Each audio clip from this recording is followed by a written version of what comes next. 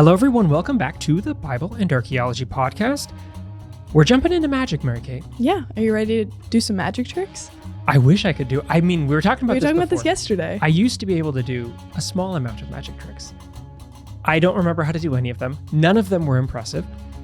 So yeah, we're not going to do any magic tricks today because none of us are able. But we're going to be talking about magic in the Bible. Yeah, which is probably not. Maybe striking some people in an interesting nerve right now. Well, this is one of those debated and contested issues. Yeah. When you see something like, the title of this, like magic in the Bible, typically it's going to be, okay, well, here are all the ways that the Bible condemns magic and talks about that. And we'll talk about some of those lists. However, it's not such a clean discussion. No, and magic exists within the Bible. It's just the way you name it. What do you name it? What is magic and what is not? What it's not magic? Who gets to do it? Who doesn't get to do it? Where's it okay? Where should we really be calling things magic, but we don't? Maybe because of the system or because of the person who gets to do it. And we're going to avoid as well, like, which this is a big category to set aside, but we're not going to be talking about the way that biblical discussions of things like magic come to influence later Western ideas of witches within things like witch trials, because that's a whole other conversation where growing out of things like Deuteronomy and Leviticus, specific readings have emerged that played a significant role in witch trials. And so some of what we'll discuss is the context in which we need to ground these things, but those particular conversations of how that all gets used, that's something that goes into a different place. Because I think we just need to start with, when we're talking about magic, what are we talking about? Where does it show up in the Bible? We'll largely focus on the Hebrew Bible, although we can dabble in the New Testament as well a little bit because it shows up some there as well. But let's get into, I guess we can just jump right in. Yeah, what is magic? Well, this is the $1 million question. Yeah. What is magic? And it's debated because there is no one answer for what magic is. I think in the same way if we're going to talk about it now, like what is the definition you would give for magic today? Like if you're going to say like, this is what magic is for you right now. Well, I think of like first comedic magic, which is like your comedic magic is your first of like when I think about magic. Yeah. Oh yeah. Like you're going to a show and you're watching someone like hypnotize you. Okay. Or I think of like social media, like witches. I don't know if this is anything you've interacted with, but like people doing tarot card readings, like online, like you can pay for like a tarot card consultation. Yeah. And like psychic readings. Those are like the two avenues I go down. But do you think of them like in the same way when you're using the framework of magic for both of those? No. Are they connected? How are they different? I guess they're different in the sense of like, when I think of comedic magic, I think of it as like a show off kind of thing. Like you're paying usually in both, but you're expecting more of a show versus like a divine revelation in one. Like entertainment. Yeah, entertainment versus like seeking something personal. Okay. Which I mean, I do think this is helpful in just trying to complicate even when we're talking about magic from our perspectives and for anyone who's listening from your own perspective, because you can have a very positive idea of what magic is and personal experiences or definitions, or a very negative, depending on where you grew up, if you grew up in a tradition, depending on what type of culture or popular culture, media, movies, books, if you were big fans of magical worlds or not, how that overlaps, because it's not super clear. Because I do think there is a lot of that entertainment magic. I think an example for me, I mean, a part of this is in my own background. My dad was a children's pastor growing up, and he would use magic for illustrations in church. Now, he probably wouldn't have called it if someone asked him questions. He's not going to call it a magic trick per se. He might say like, oh, it's a visual demonstration of this type of thing. And there's small things like, oh, look, you pour the pitcher and there's water and then there's no more water. And look, now there's more. It's small things like that, but that he used for an entertainment and an educational purpose, not sawing people in half. But then you also have people like Penn and Teller, right? These are those stage type of magicians. Yeah. Who very clearly tell you up front, there's nothing special about this. We are tricking you. Yeah. We are able to manipulate your attention. We're able to distract you, take advantage of your blind spots to make this thing happen. Or we have a very complicated system. And then they'll sometimes, they will do reveals sometimes of their tricks. Magicians usually aren't supposed to. But that's a very different world of magic, I think, than something like, okay, casting of spells. So when we're thinking about magic in the context of the Bible and the broader ancient Near East, where is what we're talking about? Where does that practice fall? In this, like, in a range, like how we have different ranges of how we view music. What is our range look like? Well, the range, I think, is important to establish, because if we're saying magic in the Bible, that is a drastic oversimplification. Well, and there's no definition of, like, what is just one set practice of magic. There's no definition for magic. And also using just the category Bible, which we do to provide, okay, we're talking about this set of texts, plural, right? The Bible is not one thing. Yeah. It is a library of texts that come from different periods of time, from different communities, different concerns. And so when you're looking at what magic looks like in the Bible, it is not the same, because you're going to have places in Leviticus and Deuteronomy very famously where it gets condemned. Those are the references people probably think of most when you're thinking of what does the Bible have to say about magic. But we should also be thinking about things like, well, Moses in the book of Exodus, in the battle with a group we'll happily call the Egyptian magicians, but Moses doesn't pick up a magic category. Or things like the Elijah and Elisha narratives.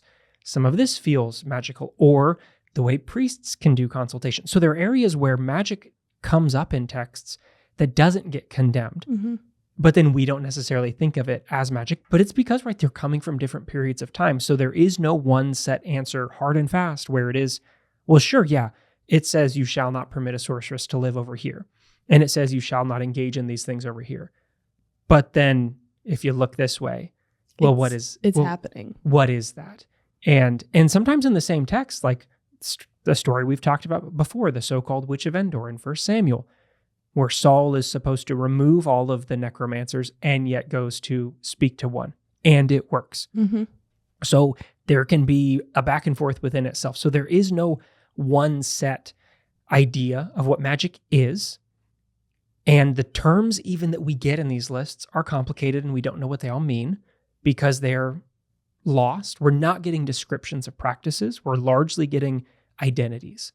Yeah. So it's things like do not allow a sorceress or a diviner, or we're not usually getting the specific practices themselves. Sometimes we do. Yeah, like in The Witch of Endor, we get more description of practice than I would say most places. That one we get more, but even there it's still really vague because you have the confusion of her title. She normally gets called the Witch of Endor, which is a bad name. No, she's the possessor of the Ob. She's the possessor of the Ob, or the master of the Ob, and you're like, well, what is the Ob? We don't know. We don't know. It's some kind of pit thing, maybe. Maybe it's a jar in the ground. Maybe there's lots of different implements, but it's an object. However, then how does she use it? We don't really get told. We get told she does something, but it's not giving you the how-to because it does want to prohibit it, but also wants to admit that it exists. Same thing when we're looking at stories like Moses. We're told that somehow that staff becomes a snake. It's thrown down, it becomes a snake. But what else happens with that? That part gets left beside or outside of the story. So typically we're getting a lot focused on the identity, especially when it's speaking against that you're not supposed to be doing these things. These identity areas are outside. The practice, not so much always excluded, because while it's excluding some people from participating, there are other people who are allowed to do some of that stuff. So you shouldn't be diviners. Why? Well, maybe it's because a community is interested in being the ones who are allowed to divine. The priests are allowed to divine. They can use tools, the Urim and the Thummim, to divine the will of God. You can't. So it's a little bit of a push sometimes there. So when you're looking at texts like Deuteronomy and Leviticus, ask questions of where they come from, who came up with them, and does that influence the readings that they're proposing? So the people who compose Deuteronomy and Leviticus is generally attributed to the priests. So when we're talking about these identity markers, what would you say is a difference between priestly practice of divination versus what we would probably label as cultic practices when it is more popular religious practices? And I feel like we're just unpacking, there's like term on term that we have to talk about that all get difficult and are not always bad. No. But in a topic like magic can become really touchy, like the term cultic. Mm-hmm. When we're talking about, if you're talking about like state religion and the cult, there it brings to people one idea, the temple and the priests. Yeah. If you throw cultic out, though, connected to magic, suddenly you're probably thinking of occultic practices. And now there's this distinction. But within the text, there's not such a clean line between what is religious practice and what is magic. Mm-hmm. Because, again, you have characters who are religious leaders participating in divination and magical practices at times, and others who were then excluded. But it's not a hard and fast line between what is the state side, what is the personal. That idea of like public and private is something that usually comes up with what becomes religion and what becomes magic, or what is understood from later readings inside the text. And a lot of this builds on like problematic ideas that get developed by later theorists. Yeah. We're trying to understand, well, what is the Bible saying? And it's usually built on this evolutionary model that says magic is a first phase of attempting, of attempting to understand and engage with our world in a supernatural way, an acknowledgement of something supernatural, and you're trying to use like coercion and manipulation for your benefit, for personal gain, concerned with things like life and fertility. And it's very insular and focused on you, which then develops into religion. And then in that evolutionary model, and this is like George Fraser's model, it ends up in science. And so it sees those as older and bad things. And whether you have heard that before or not, it's something that has influenced a lot of conversations to say magic is older, religion has developed out of that, and is therefore better. In that view, in that evolutionary view, it makes religion better. Okay. And creates like this gap between the good and the bad, the old and the new, which is not what you have there inside the biblical texts themselves. And so I think it can be helpful more to think of magic as what the text understands and the community is responsible for the text. What they understand is not proper religious practice. Okay.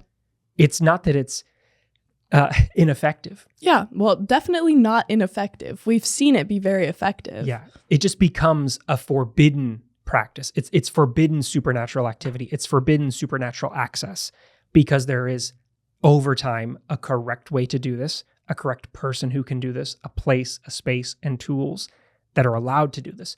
Those things are acceptable, but there's other ways that are not acceptable within our identity markers. And so that can help us understand contextually, which it's all contextual within these things. Why is one text okay and one is not? Well, where is it coming out of? What identity is it concerned with? Because there's always that internal reference for identity or who's trying to move themselves into positions of power within these things. I think another helpful point on clarification of trying to divide between magic and religion is also that there's the idea that magic is about clients. Yeah. And that religion is about, right, the community and the public good. And that there's that like tarot card readings like you were talking about. Yeah. Or even with public magic for entertainment. There's a client base that you have come and you have exchanged goods. But there's a client base in the church too. There's a client base with the priests and the congregation. It's just one of them has a different feel in that framework. But again, it's building on one growing out of the other or one trying to demonize the other and seeing them as this like dichotomy between what is official and good, the priestly version, and what is the profane and the popular, that household version, which often then can become gendered as well and say, well, that's a part of that. Yeah. Are there ways that the priests are trying to wrestle power away potentially from sites and gendered activity? Yeah. It's very possible. But to see that as the only way and the only understanding of this makes things a little bit too simple. Can we talk a little bit about when magic works? Because we've talked a lot about the process of magic, but it works. Yeah. A majority of the time. Not always. Not always, but a majority of the time. And it works, like you said, with Moses and the magicians. It works both ways. It's not just a central line through one deity. Yeah. Magic is, you could say, everywhere. Magic is, and this is a part of the contextual, I think, thing to lay out. It's, It's not just everywhere in the text. No, it's everywhere in the context of the ancient Near East, of the broader Mediterranean. It's everywhere in their world. It's not singular or univocal to one religion. And that contextual framework is something that can be helpful in Yeah. trying to say, if we're looking towards ideas of magic in Mesopotamia or in Egypt, Mhm. how can that inform something like Moses and the magicians we can talk about here, very clearly playing in a particular space in a connection with Egyptian ideas of magic. Mhm. However, there are other parts of those frameworks that, from what we have, and that's an important distinction, don't seem to show up. And so we don't get the same kind of ideas of, like in Egyptian ideas of magic, the Heka, the force that is Yeah. running through things, doesn't seem to be so common or prevalent within the texts we have, or the dominance of like liver divination. If you're looking towards Mesopotamian, if you go through cuneiform tablets, there's a lot of texts talking about here's divination practices and recipes for if you see this, then this means this. And we don't get all of that. Yeah. Does that mean it wasn't happening? It's an argument from silence. It could have been omitted. It could have been pushed aside. It could have not been present. You have to try to see. But when we're working with a limited textual base that passes through specific hands, gets redacted for specific purposes, it might be that it wasn't there, Mhm. or it might be that they used something else instead. Or sometimes as well that the terms that we have translated into our English ideas of what's being described maybe don't align with what's really there because they're not describing practices. Yeah. They're throwing out identity terms. They're throwing out brief descriptions of who this person is. But what does that mean? You see confusion even in texts like the Septuagint and the Targums when they're trying to translate this into Greek and into Aramaic because they don't know exactly what this means. Well, I think it's difficult to not reflect your modern context of practices like magic onto topics like this. Because, like we started this, we have identities and we have ideas of what magicians, wizards, witches all are. But in a context of something where magic is everywhere, we don't have any concept of how these divine elements really did play into day-to-day life. Yes. And that the distinction there in its engagement, its seeping into day-to-day life is something that we, I think, out of the bias of putting magic in one box and religion with another, creates that because our engagements with magic look a specific way. Yeah. And for most people. For most people, we're not engaging in what we see as modern magic every day. Mm-hmm. We're not picturing something like the Salem witch trials going on every day. But I think like that's a good example of, and we're not going to totally go down the path, but their idea of magic being everywhere reflects some of, not identical, but a different idea of the engagement of the supernatural. But of the within presence your of daily the life. supernatural as well. Yes, and so that matches, not perfectly, but some of what you see with ideas of where magic can be, right practice and wrong practice within these things, who can gain access, that reflects a different worldview. Yeah. And context for how is the supernatural present in our world? How do we understand it? How can you tap into it? How can you use it for good or for evil? Who's allowed to and who's not allowed to? So I think let's look towards that Moses example. But before we do, I want to throw out some of what you're probably thinking of when you're like, well, if I'm imagining what does the Bible have to say about magic? Deuteronomy 18, I think, has to be addressed. Yeah. Because this is a nice summary in Deuteronomy of a lot of what the assumption is for what the Bible says. And Deuteronomy 18, we'll read 9 through 15 here. Yeah. And when you come into the land the Lord your God is giving you, you must not learn to imitate the abhorrent practices of those nations. No one shall be found among you who makes a son or daughter pass through fire, or who practices divination, or is a soothsayer, or an augur, or a sorcerer, or one who casts spells, or consults ghosts, or spirits, or who seeks oracles from the dead, for whoever does these things is abhorrent to the Lord. It is because of such abhorrent practices that the Lord your God is driving them out before you. And so you're supposed to remain loyal. Although they have those types of things, you're not supposed to be a part of these. In that description, though, they are largely focused on identities. What does it mean to be one who casts spells? What does that look like? Do not consult with ghosts or spirits. okay, that feels like a practice, but is it describing a specific practice? Or an identity? Or is it, you're not to be, no one shall be found among you who does these things. So no one who consults ghosts or spirits. So it is describing in some ways a practice, but it's nestled within here's a list of people, of identities that should not be among you. That's among them. Yeah. So identity distinction between this and that, but it is not so clear. What does that mean? And we were talking a little bit about these translations of these words from the Hebrew. And it's one of them, what is the consulter of ghosts and spirits? What is that in Hebrew? Well, so like let's pull up Deuteronomy 18, because we do get this is a space where your English translation can lead you to a very particular idea of what this means, which is not always going to be so clean. So if we're looking at verse 11, one who consults ghosts or spirits, when we have this, we have the same words that we get showing up in 1 Samuel 28, which is for ghosts, we have our O here. And for one who consults ghosts or spirits, it's one who asks, Ob, or the Yidioni. And so the knower, or this can be necromancer, or this can be spirits, but these are the same kind of words we get in 1 Samuel 28, which again is like, oh, okay, is that a spirit? Or is that an implement? Yeah, is that something physical or something? Or is it both and it moves over time? Or is it the implement that you use to get the spirits? But those are maybe less clear that we have. When you have who seeks oracles from the dead, it's one who drosh, who inquires, who asks of, who seeks the dead. And so, yeah, there you have the dead as more clear, but within these, they're not so straightforward in what it means. I think let's pull up Leviticus 19 as well, because that's another one where in Leviticus 19:26, you shall not eat anything with its blood, some of the same old blood prohibitions that are there. You shall not practice augury or witchcraft. And you're like, okay, that's pretty straightforward. I feel like I know what those terms mean because I've heard of augury before. I've heard of witchcraft before. But if we look at the Hebrew behind, well, what is augury actually here? The root of the word is the same word we have for serpents. It's nahash. And when we have witchcraft, the root of that word is the same word that's connected to clouds.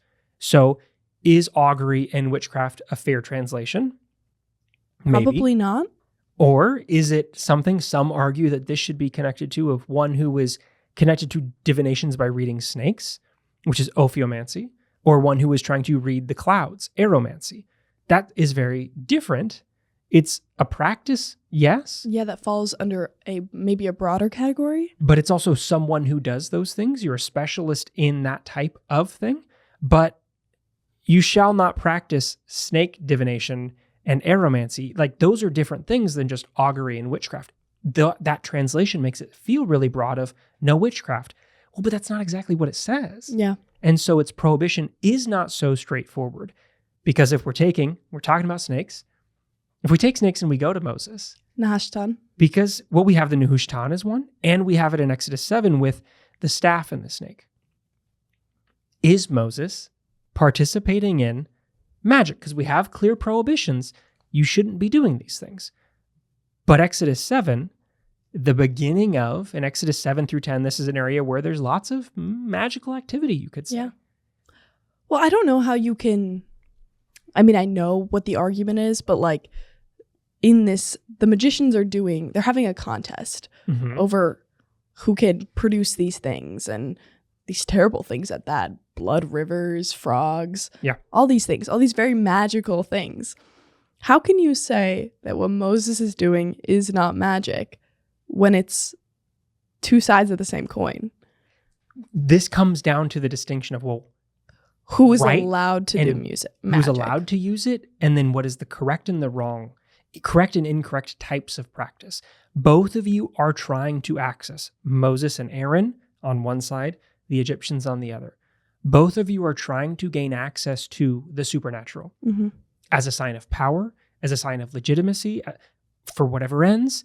You're both trying to tap in. And so then it becomes, we'll call one of you guys, or they get translated as magicians. It's not quite as simple, but you're magicians here.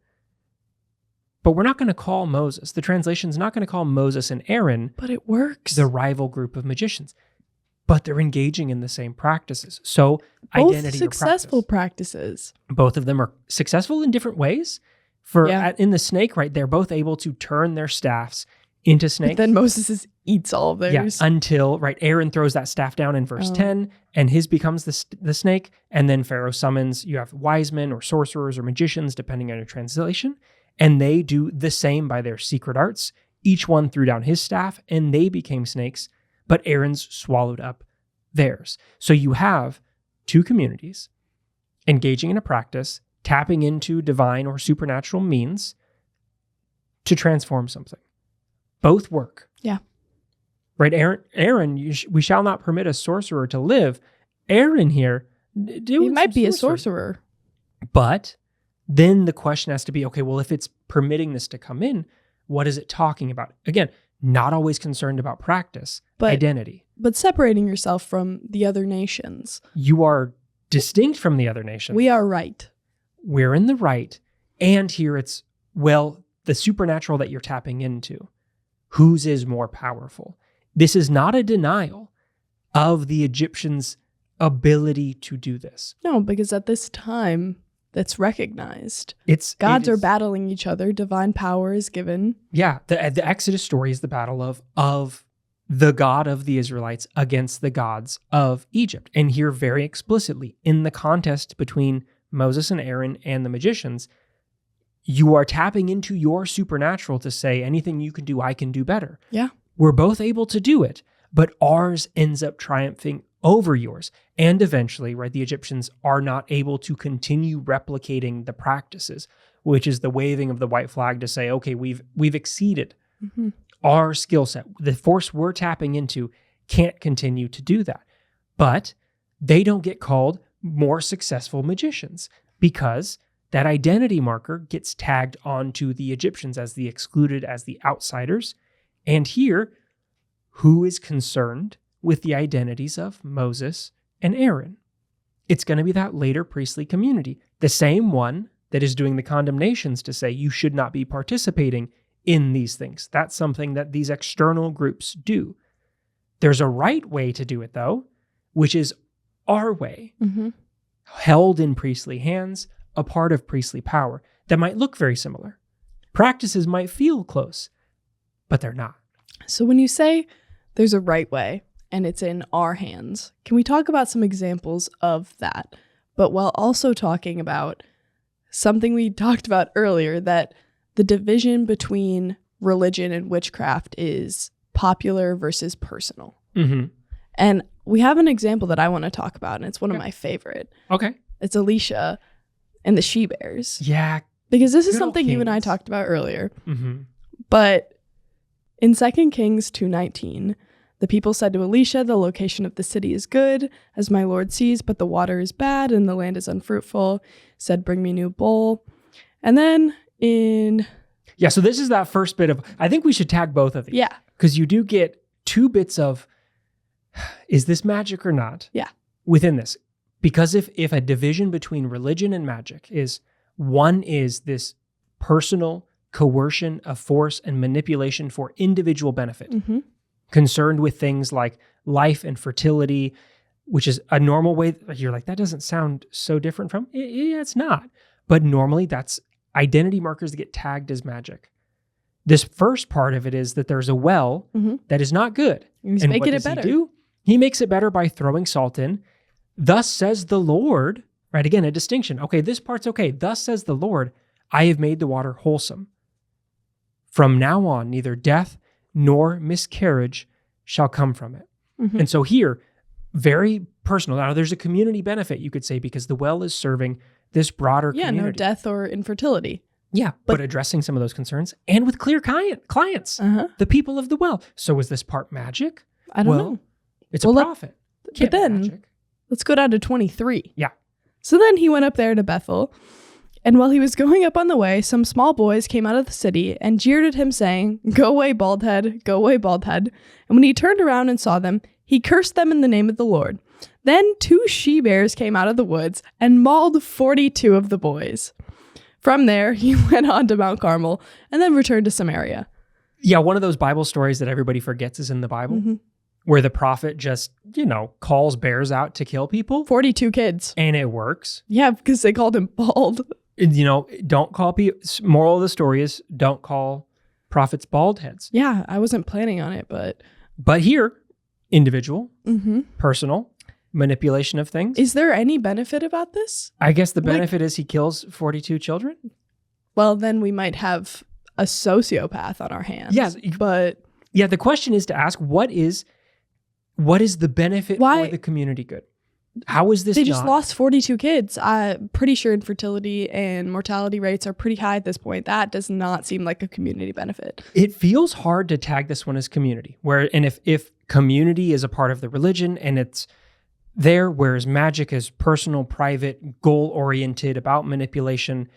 The other one is, it's priestly and for the service, and it's not directly an exchange of goods. There's not an exchange of goods here. That's something people tag with some of this. Like, okay, but there isn't like I am paying you in order to divine or to do these things for me. This is something that he's doing because he can.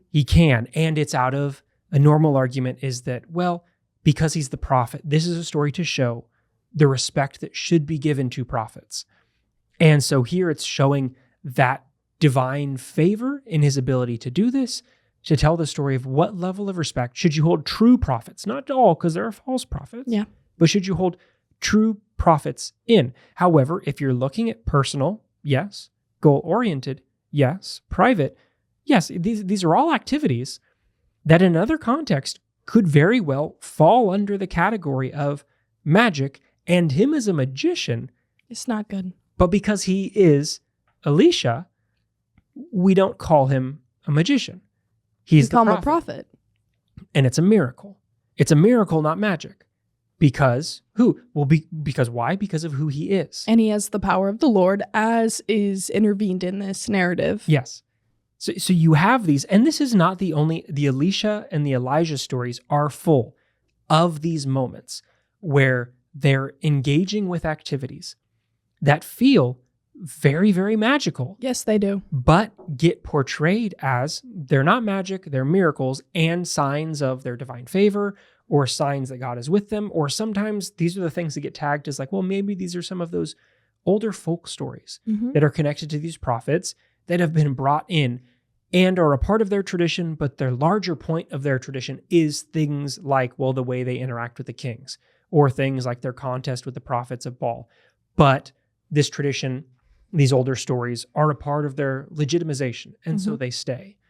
But in that distinction, well, between official religion and individual magic, if you're looking at things like poison stew that he fixes, making the oil for one individual family not run out, floating the axe head that fell up out of the water. These are all very personal, private, and goal-oriented.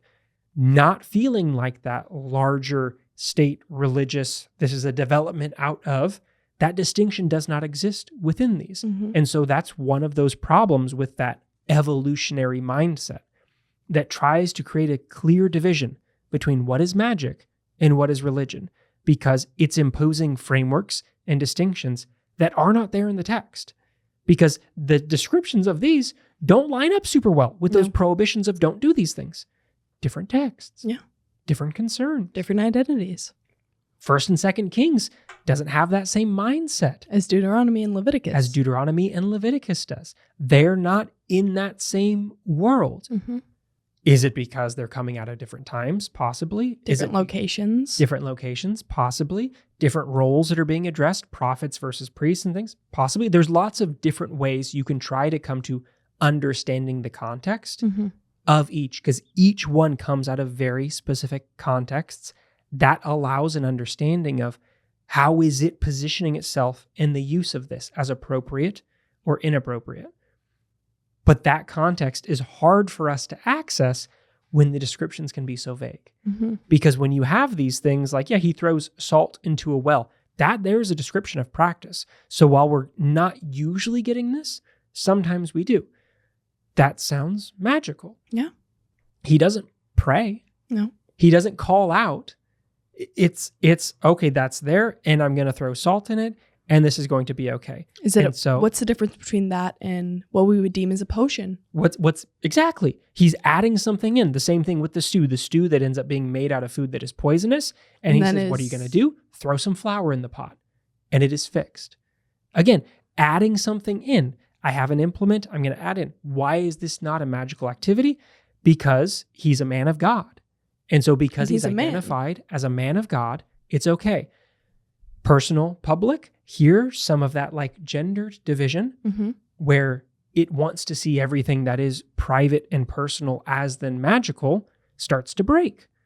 Because this doesn't get tagged as magical because Elisha is the one doing it. Whereas if it is something like the Witch of Endor, she is personal and private in overseeing this activity, not called a witch in the text, but identified as a witch by later communities.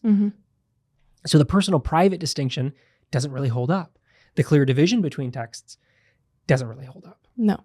So magic is contextual, not uniform, and very present in the Bible. Very present in the Bible, and not just restricted to the Hebrew Bible either. No. I mean, I think the Hebrew Bible is a part that comes up most immediately in people's minds. Because we have the condemnations in Leviticus and Deuteronomy. You have those clear condemnations, which you get some of as well with Paul in Galatians talking about some of these practices. But when you're looking through books like Acts, there's magic in Acts. That is talking about, right, Acts 8 with Simon Magus, someone who had previously practiced magic. Who was a magician. In the city. But he has this desire to participate, having heard of what the disciples are doing, to say, right, he comes and says, give me this power. But he tries to pay him. Anyone on whom I lay my hands may receive the Holy Spirit. His request is what? For access to the supernatural power that you have. Yeah. And identifying it with your means. I'm identifying the power that you have and the way that you access it. But then does some of this. Yeah, I will pay you for this. May your silver perish with you. You thought you could obtain God's gift with money, and so you'll have no part of this. And so there's a distinction, which is drawing on some of that idea of magic as a financial exchange or that commercial practice. And so here, well, he's not allowed to do this. But he was doing it. That's what's always kind of confused me about this is, okay, what's the difference between his and your magic? Yes, the divinity of God within the magic, but what kind of magic is he doing? They are both. Right? How is it different than Aaron changing the staff and the Egyptians? They're both doing some things, but it's identity, the ones we seek to identify with and the ones we don't. And then where are you tagging your source of power from? Is it coming from the Holy Spirit and that is the means by which you heal? Or is it coming from something else and you're participating in magic from some of this, which you get as well with like the sons of Sceva, who are able to, the 7 sons of the Jewish high priest, they are going around and they are exorcists. And so they're able to do things, but they're not quite on the right side of this. However, in the same verse, and this is one of my favorite parts of this part, Acts 19:11, God did extraordinary miracles through Paul, so that when the handkerchiefs or aprons that had touched his skin were brought to the sick, their diseases left them, and the evil spirits came out of them.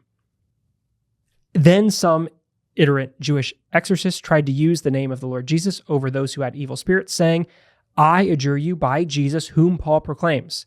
And these are the sons of Sceva, right? But the evil spirit said to them, I know Jesus, I know Paul, but who are you?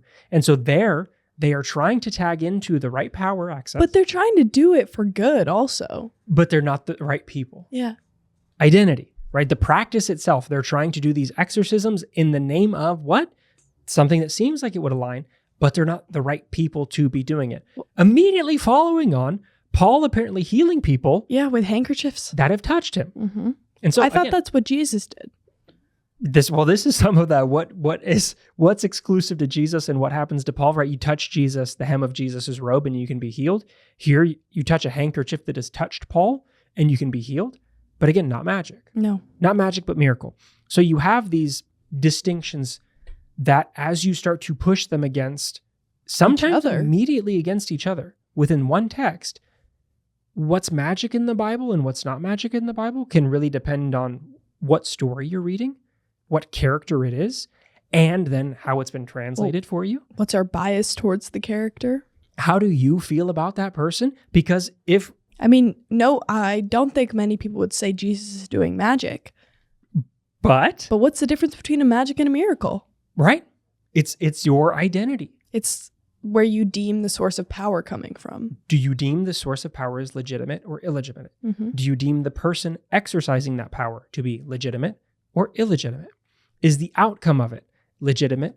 And so it's as you move through that hierarchy of how we set up this dichotomy that does not exist in the text. That clear dichotomy does not exist. Sometimes it moves one way, sometimes it moves another. So it's not this clear division always and for all times and for all peoples and everyone. Mm-hmm. No, it's just not there. But when you want to see an evolutionary model, you can stuff things into boxes. Yeah. When you want to see, well, it's public or it's private, you can stuff things into boxes. When you want to see it's gendered, you can try to stuff things into boxes. But when you go back to the texts themselves, and not just the nice lists that say these things are prohibited, but you read the stories, suddenly that stuff becomes a lot less clear and the boxes start to have spillage. Mm-hmm. Because what box do you put Alicia into? What box do you put Aaron into? Moses, the Witch of Endor. Where do they go? Also, they could all go in the same box. They can go in the same box as it works. Sometimes parts of this get condemned. Sometimes parts of this don't. The box that they go into is the Bible talking about magic. That's the box that they go into, which is there's magic in the Bible. Mm-hmm. The Bible talks about magic. Does it prohibit magic? Sometimes. Sometimes Does it support really it? accepts it. Does it support it other times? Sometimes. Yeah. And then within that, ask the questions of why is it being prohibited? Mm-hmm.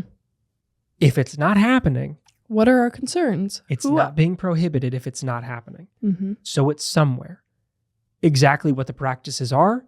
If it's being prohibited, it's not really interested in telling you, this is how to do the thing I'm prohibiting you from doing. Imagine, please don't make any spells, but put 1 ounce of this in. Exactly. It's not going to do that part, but it's going to create these lists at times that say, don't be these people. These are the things that are not of us. The presence of a law is the presence of an action. Exactly. And it's the exclusion of the action from everyone? Not always. No. Sometimes just from some. Well, yeah. For the security and the benefit, usually, of someone else. Yeah. And so that practice is prohibited for you because there it is improper. It's allowed and made sacred here in the right space, through the right hands, at the right times, with the right implements. And so that's why you're allowed to use, if you are the priests, the Urim and the Thummim to try to divine. Or if you are Samuel, let's return back to the Witch of Endor story, where in Samuel, and I know we keep calling it that, even though I don't like the name, but it's just the name that is the one that everybody knows. Keeper of the Ove of Endor. Yeah, it's hard. But even there, right? The priests are supposed to be the ones, according to the text of, right, if we let's scroll back up to Deuteronomy. And he said to Levi, give to Levi your Thummim and your Urim to your loyal one whom you tested. And so these become the implements held within the priestly hands to do this consultation. But if we go to 1 Samuel 28, and we read before he goes, he exiles everyone out of the land. He's supposed to have removed the mediums and the wizards from the land. The battle's not going super well. And so in verse 6, Saul inquires of the Lord. The Lord does not answer him, not by dreams, Urim, or by Urim, or by prophets. So there is a way that Saul, as the king, can rightfully engage with the supernatural and try to divine. And one of those options is dreams. Didn't work. One of them is the Urim, something that is elsewhere held by the priests. So is he consulting with the priests here? Or rocks. Or, how distinct from the priesthood is the kingship here? Are the kings overlapping in priestly activity? Well, at this time, we're about to have Enter David on the scene, so we're going to get even more complicated. So yeah, you have a not so clear division between kings and priests within this, or by prophets. But here, right, the king who is about to do an improper thing that still works by consulting with Samuel, who was dead, had tried to do it the right way, but it wasn't working. Why? Because God has removed God's self from Saul. And so that's the reason these things didn't work. It's not that they don't work because they are improper. It's not because they don't work because they're magic. They don't work because the axis of power you are trying to consult It's cut has off. been removed from you. Yeah. And so your attempt to gain power, gain insight from the supernatural is not a forbidden supernatural activity there. It's just ineffective because it's been removed from you and it's been given to someone else. Mm-hmm. So that's magic in the Bible, maybe. Maybe. Some Well, of. definitely. Not maybe. It's definitely some. I'd say maybe because it's definitely not all. Yeah. Um, No, we skipped over many instances. there's too many parts in the Bible talking about magic to try to go into. And so in the description down below, we'll include some reading. Yeah. Because there's a very good article by Ann Jeffries talking about this that lays out a lot of references if you're looking for, I'm interested in more specific biblical references that talk about different types of practices. There's great material there. I'd also highly recommend, if you're interested in this type of topic, if you've never checked out the channel Esoterica here on YouTube, Mm-hmm. he goes through all of this type of material and does a great job outlining biblical context for it, as well as extra biblical context and where these traditions go over time. And so I know they have a number of videos as well talking about the context of magic and getting into specific things, because something that we didn't even touch on here that I know he has a video on is stuff like the Ketef Hinnom inscriptions. And so what is the role of amulets as magical practice or not, or how do we try to understand that? Because the archaeological record is not as helpful as we might like it to be in this specific context for giving us answers to these specific questions. Yeah. Well, I think that's a good place to leave. I think we can confirm magic might be everywhere. Magic might be everywhere in the Bible. And I'd say, think for yourself. Should we be calling, Moses and Aaron magicians? And if not, why not? And let us know your thoughts. We would like to hear from you. So if there are other magical texts you'd like us to come back to, let us know.